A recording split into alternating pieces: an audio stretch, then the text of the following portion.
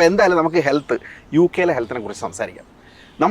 എനിക്ക് മനസ്സിലായ ഏറ്റവും പ്രധാന കാര്യം ഇവിടെ വന്നിട്ടുള്ള നമ്മുടെ കൂടുതലായിട്ടുള്ള ആൻസിസ്റ്റേഴ്സ്, ഇപ്പോൾ ലണ്ടനിലെ ഒരു പരിധി വരെയുള്ള ഹെൽത്തിനെ കുറിച്ച് എനിക്ക് അവയർനെസ് ഉണ്ട്. കാരണം എന്താണെന്ന് വെച്ച് കഴിഞ്ഞാൽ ഈ ലണ്ടനിൽ മിക്ക ആൾക്കാരും പ്രൈമറി ഹെൽത്ത് കെയറിൽ വിളിക്കുന്ന ഒരു സ്ഥലത്താണ് ഞാൻ വർക്ക് ചെയ്യുന്നത്. അപ്പോൾ ഈ കോൾസുകളെല്ലാം തന്നെ ഒരു ദിവസം തന്നെ ഞാൻ വർക്ക് ചെയ്യുന്നൊരു ഷിഫ്റ്റിലൊരു 600, 400, 500 പേരിങ്ങനെ ക്യൂവിലുണ്ടാവും. ഇതിനകത്ത് കിടക്കുന്ന തന്നെ പല ആൾക്കാരുണ്ട്. ഇപ്പം തമിഴരുണ്ടാവും, മലയാളികളുണ്ടാവും, പിന്നെ ബംഗ്ലാദേശിലുണ്ടാവും. ഏഷ്യൻസ് ഒക്കെ ഉള്ള ഒരു thickly populated north east London പോലുള്ള സ്ഥലത്തൊക്കെ ഉള്ള ആൾക്കാരെ വിളിക്കുന്ന ഒരു കോൾ സെൻ്ററിലാണ് ഞാൻ വർക്ക് ചെയ്യുന്നത്. അപ്പം ഇതുകൊണ്ട് തന്നെ എൻ്റെ ജോലിയും തന്നെ പ്രധാനമായിട്ട് ഈ ആൾക്കാരെ നോക്കിയിട്ട് അവരിൽ പ്രശ്നമുള്ളവരെ സോർട്ട് ഔട്ട് ചെയ്യുക, അവരിൽ പ്രശ്നമുള്ളവരെ എത്രയും പെട്ടെന്ന് ട്രീറ്റ്മെൻറ്റിനുള്ള ഓപ്ഷൻസ് ചെയ്യാൻ വേണ്ടിയിട്ടുള്ള സഹായം ഒരുക്കുക എന്നുള്ളതാണ് എൻ്റെ ജോലി. അപ്പോൾ എനിക്ക് മനസ്സിലായ ഒരു കാര്യം, ഏറ്റവും കൂടുതൽ നമ്മളെ അഫക്റ്റ് ചെയ്യാൻ പോകുന്നത് അടുത്ത തലമുറ, നമ്മുടെ മലയാളീസ്, ഇവിടെയുള്ള യു കെയിലുള്ള മലയാളീസിനെ തന്നെയാണെങ്കിലും നമ്മുടെ ഒരു ഏഷ്യൻ പോപ്പുലേഷനെ ഏറ്റവും കൂടുതൽ അഫക്റ്റ് ചെയ്യാൻ പോകുന്ന രണ്ട് കാര്യങ്ങളാണ്. ഒന്ന് ബ്ലഡ് പ്രഷറും, 2 ഡയബറ്റീസും.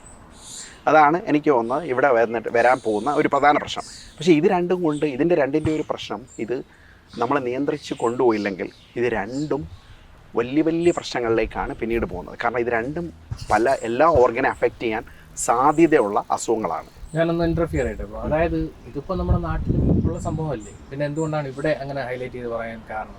നാട്ടിൽ ഇത് ഉണ്ടാവും, പക്ഷേ എനിക്ക് തോന്നുന്ന നാട്ടിൻ്റെ സാഹചര്യം അനുസരിച്ച് നമുക്ക് സത്യം പറഞ്ഞാൽ ഒരു കൃത്യമായ ഒരു ഡേറ്റ ഇല്ല, ഒരു കൃത്യമായ ഒരു ഇതില്ല, ഇതാണ് ഇതിൻ്റെ പ്രശ്നമെന്നോ ഇത്ര മാത്രമാണ് ഇതുള്ളതെന്നോ ഒന്നും അറിയില്ല. പക്ഷേ എൻ്റെ ഒരു എക്സ്പീരിയൻസ് വെച്ച് ഇവിടുത്തെ യു കെയിലെ കോമൺ ആണ്. കാരണം ഡയബറ്റീസ് എന്ന് പറയുന്നത് നമ്മുടെ സൗത്ത് ഈസ്റ്റ് ഏഷ്യൻ പോപ്പുലേഷനിൽ ഭയങ്കര കൂടുതലാണ്, വെള്ളക്കാരെ അപേക്ഷിച്ച് ഭയങ്കര കൂടുതലാണ്. അതുപോലെ തന്നെ ബ്ലഡ് പ്രഷറും നമുക്ക് നല്ല കൂടുതലാണ്. കാരണം ഒന്നാമത്തെ കാര്യം നമ്മുടെ ഫുഡിൻ്റെ ഒരു പ്രശ്നമാണ്.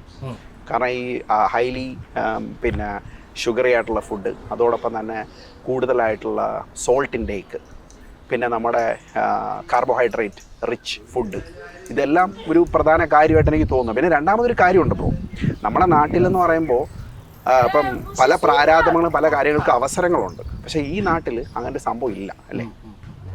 ഈ നാട്ടിലിപ്പം എക്സസൈസ് ചെയ്യാനോ അല്ലെങ്കിൽ നമുക്കതിന് വേണ്ടിയിട്ടുള്ള ഒരു സമയം കുറവുപോയ പോലെ എനിക്ക് തോന്നുന്നുണ്ട്.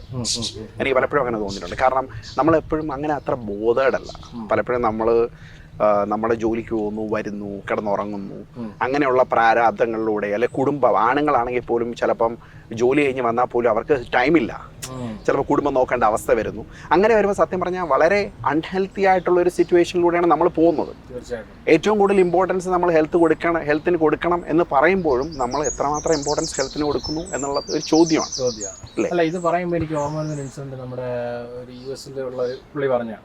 അതായത് അവിടെ ഈ ഒബീസിറ്റി കൂടുതൽ രേഖപ്പെടുത്തിയിട്ടുണ്ടല്ലോ. അപ്പോൾ അതിൻ്റെ പ്രധാന കാരണങ്ങളിൽ ഒന്നായിട്ട് പുള്ളി പറഞ്ഞൊരു കാര്യമാണ്. അയാളൊന്നോ എത്രത്തോളം സത്യമുണ്ട്. പുള്ളി പറഞ്ഞത് അവിടെ ഈ പറഞ്ഞ പോലെ ജങ്ക് ഫുഡിൻ്റെ ഇതാണ് ഇത് എന്ന് പറയുന്നതിനേക്കാൾ ഉപരി പുള്ളി പറഞ്ഞത് അവിടെ ഫുഡ് ഇൻടേക്കിനേക്കാളും കൂടുതൽ നമുക്ക് മൂവ്മെൻറ്റ്സ് കുറവാണ്. നമ്മൾ വണ്ടികളെടുത്ത് 1 മൈൽ 2 മൈൽ ട്രാവൽ ചെയ്താണ് ഒരു സൂപ്പർ മാർക്കറ്റിൽ പോകണം, അല്ലെങ്കിൽ ഒരു ചെറിയ സാധനം വഴി. അപ്പം നമ്മളെപ്പോഴും വണ്ടികളിലും നമ്മൾ നേരെ വീട്ടിൽ വന്നു കഴിഞ്ഞാൽ നമ്മൾ മൂവ്മെൻറ്റ്സ് ഇല്ല. അപ്പം അതുകൊണ്ട് തന്നെയാണ് പറഞ്ഞ പോലെ ഒരു സാധ്യത